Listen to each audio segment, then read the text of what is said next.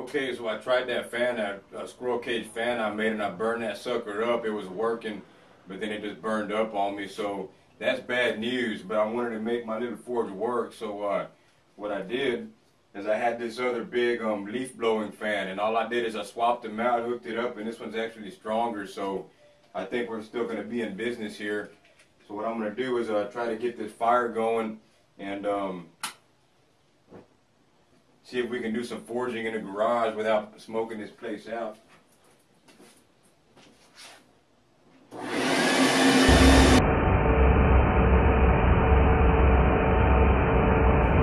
so what I'm going to do is turn on this hair blower real quick. That's my air source, this hair dryer. See if we can get a fire going here. And once I get that charcoal lit, I'll add the anthracite coal, and it's going to get pretty noisy now, so enjoy. Cross your fingers, hopefully this works.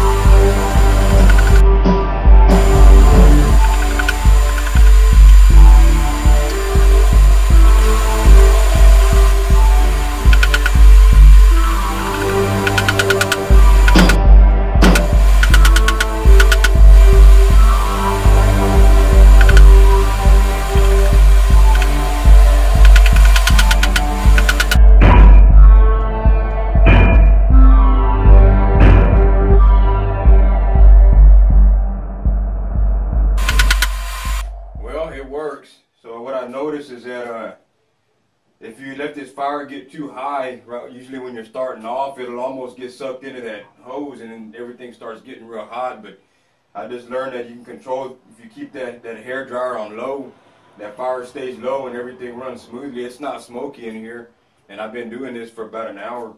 So I like it, man. I think it's going to work. Nothing broke, nothing busted, nothing burned down. So it's a shame my fan didn't work, but luckily I had that blower.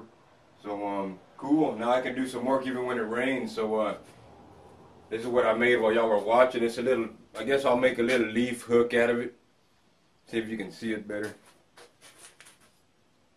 Where is that sucker? You see that kind of? It's like a little leaf, I guess. And you can probably hang keys on it. What I'll do is I'll cut it off right around here, right about there. And then you can probably just hang it on something and maybe put your keys on it or something like that. So that's cool. And then of course I braided the, let me see if you can, braided it right there towards the handle. You can kind of see that right there. And I braided it, but twisted it rather. Okay, well, so I guess I'll be using this more for small stuff. I sure wouldn't be making a sword or anything big, you know, in here. But for little small stuff, even heat treating blades and and decorative work, stuff like that. This I think this is going to do the trick. So I feel pretty happy right now, and thanks for watching. Bye.